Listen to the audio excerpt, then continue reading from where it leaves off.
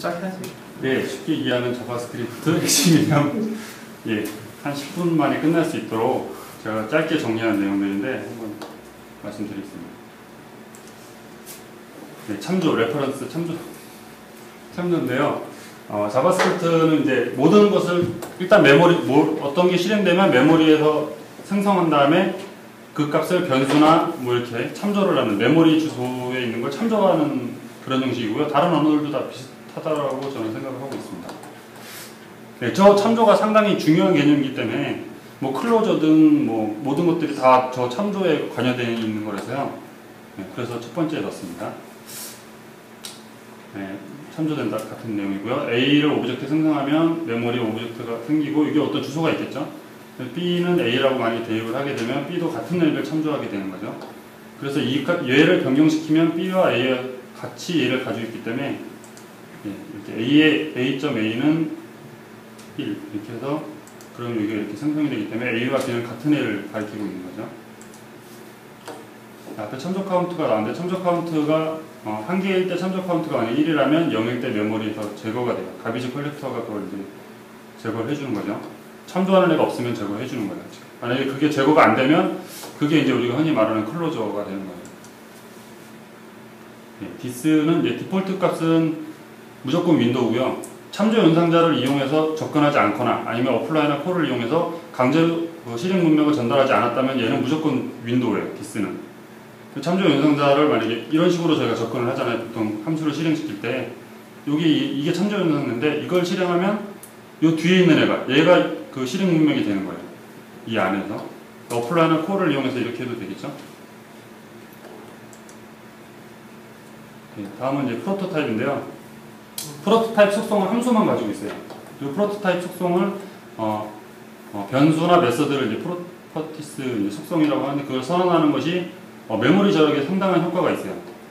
이게 jQuery가 이런 식으로 돼 있는데 저는 한번 생각을 해봤어요. 프로토타입에다가 이제 넣는 거랑 그 코드를 그대로 함수 안에서 그냥 넣어서 객체를 생성하는 거랑 과연 무슨 차이가 있을 것인가 라고 생각을 해봤는데 이것도 역시 참조와 같은 거예요. 프로토타입을 선언하면 그걸 메모리에 옮기고 뉴 연산자로 새로운 객체를 생성하면 걔는 저 프로토타입 메모리에 생성된 애를 참조하기 때문에 프로토타입으로 선언해야 메모리가 상당히 절약이 되죠.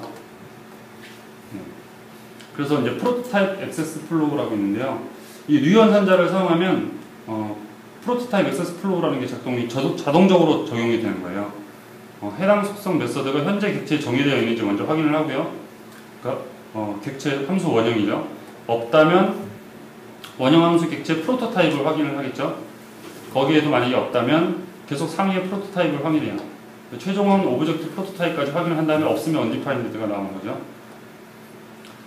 저희가 보통 함수에 만약에 뭐 A라는 속성이 있고 프로토타입에 A라는 속성을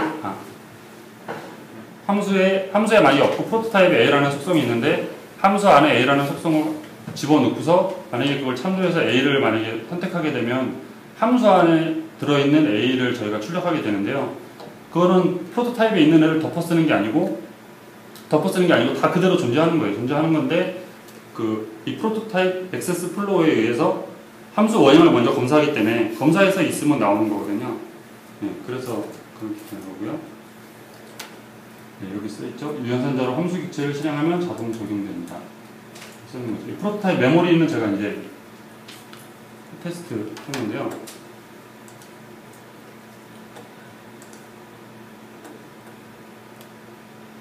보여드릴게요.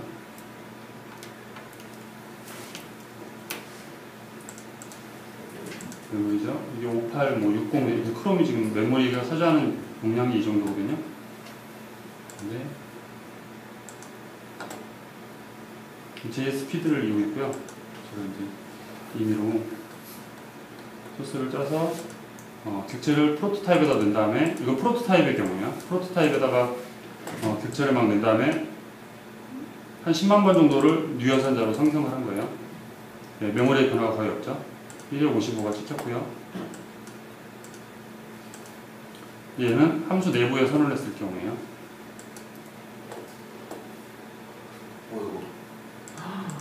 엄청 올라가죠? 계속 올라갈 거예요. 네.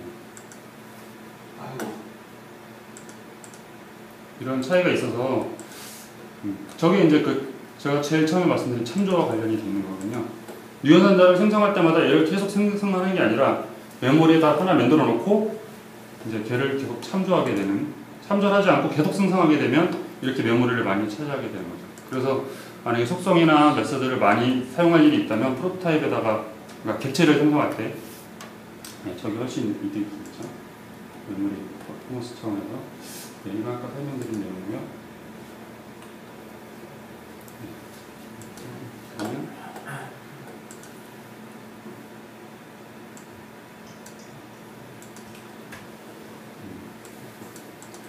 프로토타입에 아까 제가 프로토타입 액세스 플로우라고 설명드린 그 부분을 이제 설명하려고 이 소스가 들어있는 건데요. 여기 프로토타입 함수가 있고, 인화 함수가 들어있고, 거기다가 이제 객체를 선언한 다음에 함수 원형에다가 프로토타입 A2를 선언하고 이제 오브젝트 인화 펑션을 실행하게 되면 얘가 먼저 생성된 다음에 집어넣는데 이게 참조가 되죠. 이건 뭐 다 아시는 내용이니까. 저게 이제 프로토타입 액세스 플로우라고 말씀드린 거랑 같은 거고요.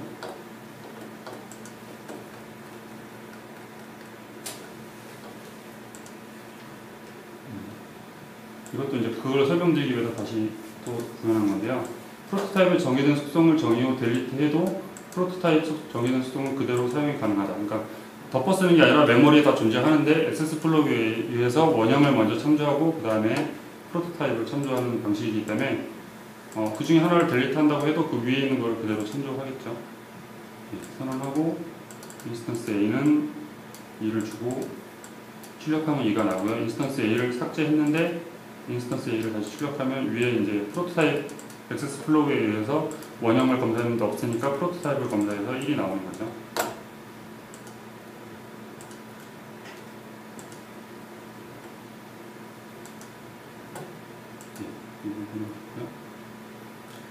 이게 실행 문맥인데요. 모든 자바스크립트의 코드 실행은 실행 문맥 안에서 이루어지는데요. 실행 문맥이 딴 건 아니고 어떤 공간, 영역이라고 생각하시면 되고요. 그 함수 실행 시 생성된 공간, 뭐 객체, 어레이나 JSON이나 뭐 유연산자를 해서 실행된 함수 공간도 역시 실행 문맥이라고 볼 수 있죠. 유연산자를 이용한 거랑 함수를 이용한 거랑 제 생각에는 실행 문맥은 동일해요. 그 내부 구현은 동일해요. 다만 프로토타입 액세스 플로우가 적용되느냐 안 되느냐 그 차이거든요. 현재 실행되고 있는 공간 안에 중첩 생성되죠.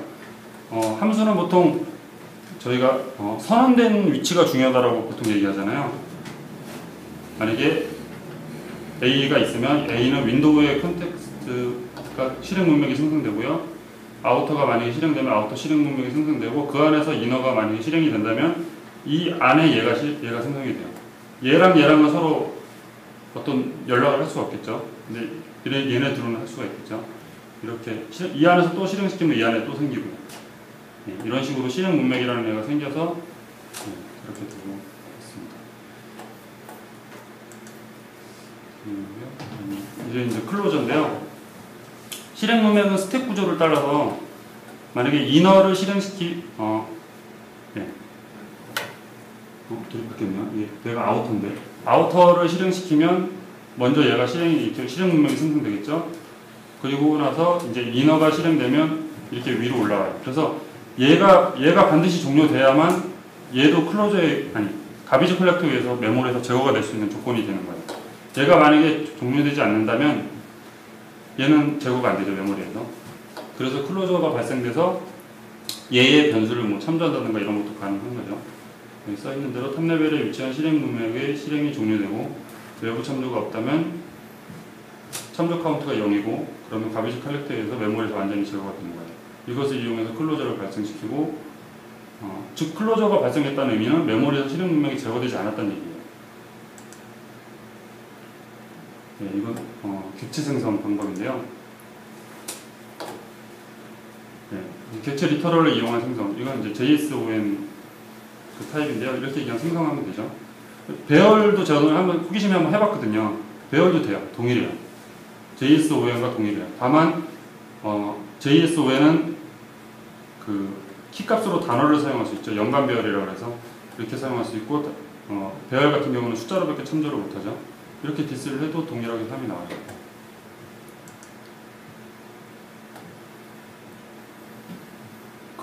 클로저죠. 이거는 클로저를 이용해서 객체를 생성할 수 있는데요.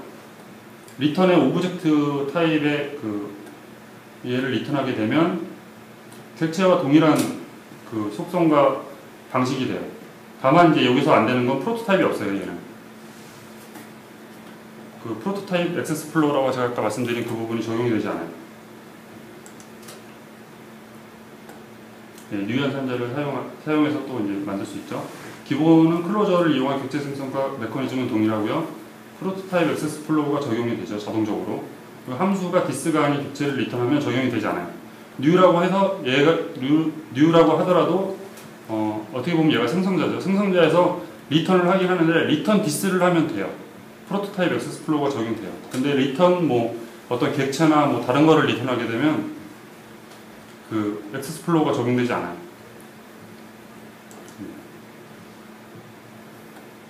네, 이건 함수 실행 순서인데요.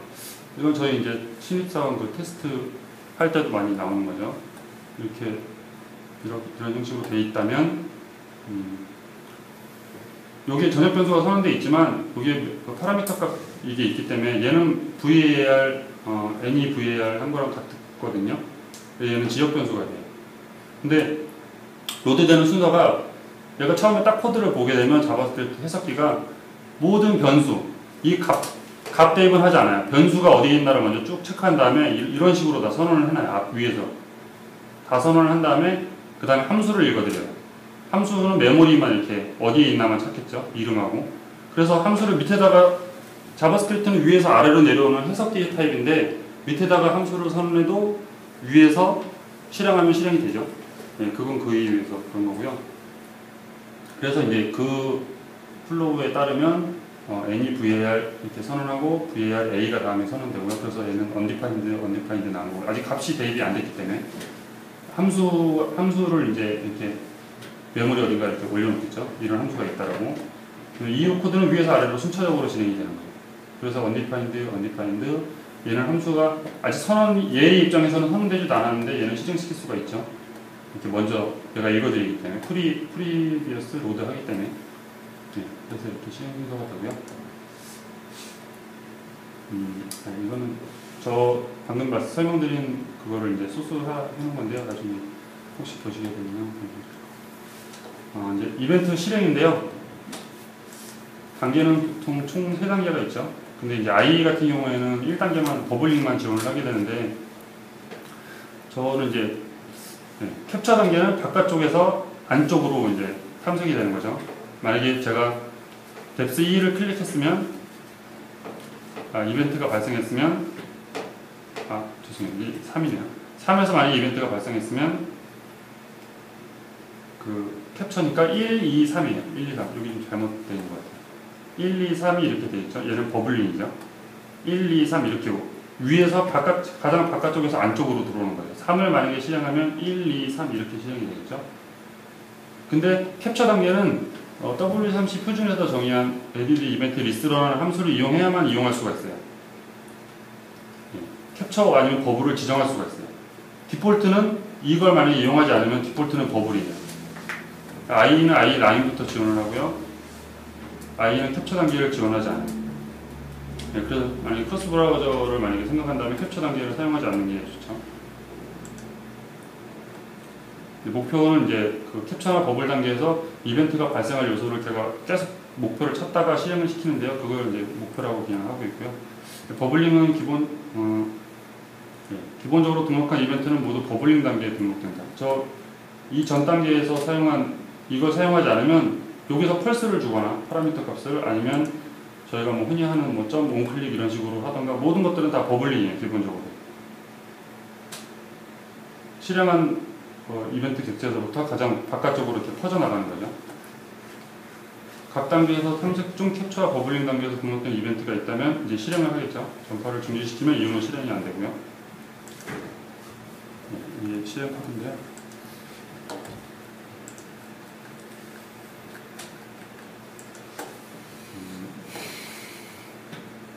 이거 제가 추천드릴게요.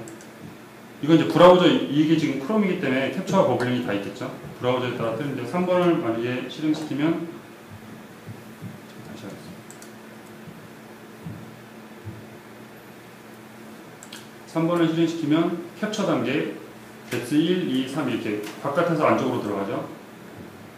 그리고서 버블 단계 3번에서 2번으로 나가죠.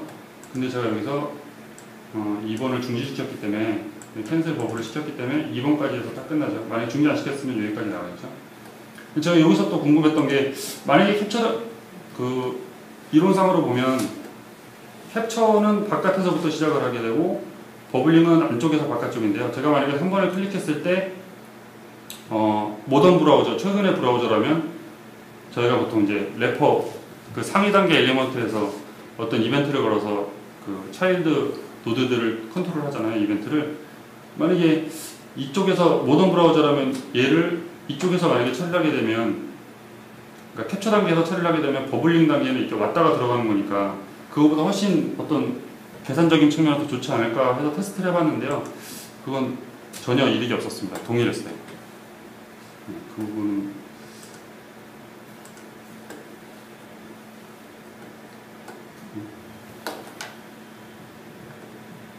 그게 jQuery에서 얘기하는 델리게이트 개념인가요? 예, 그렇죠, 그렇죠. 델리게이트로 적용을 해도 예. 실질적으로 그 엘리멘트에 이벤트를 거는 거랑 비교했을 때 퍼포먼스의 개선 효과가 없었다는 거예요? 아니죠. 그게 아니고요. 그러니까 방금 팀장님이 말씀하신 건 예를 들어서 이렇게 A, P, div 이렇게 세 개가 있을 때 세 개 다 이벤트를 거는 거랑 저희가 보통 하는 것처럼 델리게이트해서 제일 위에서만 컨트롤을 했을 때에 말씀하신 거 그건 이제 개선이 있을 것 같고요.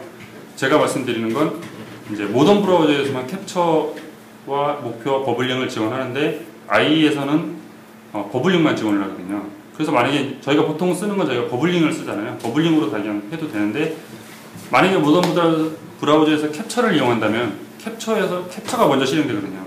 바깥쪽에서 안으로 들어왔다가 나가는 거니까. 저희가 보통 쓰는 것들은 밖으로 나갈 때 이미 다 거치고서 이렇게 나가는 거잖아요. 근데 캡처 단계라면 얘가 실행하자마자 바깥쪽부터 들어오니까 이 앞에서 버블링 되는 단계를 없애고 바로 실행을 할 수 있잖아요.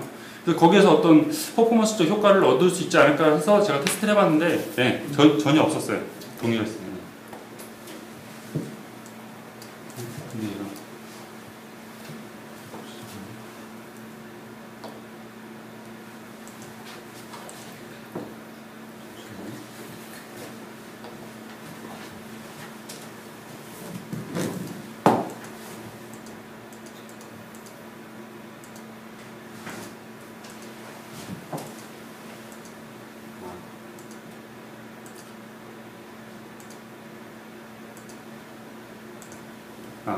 그 발표 이상입니다. 네, 끝인 것 같습니다. 네, 이런 단계 실행하고 네, 끝입니다. 그래서 혹시 뭐 의문 가거나 이건 아니지 않나 싶은 것도 있으면 말씀해 주시면 제가 한번 확인해 보겠습니다.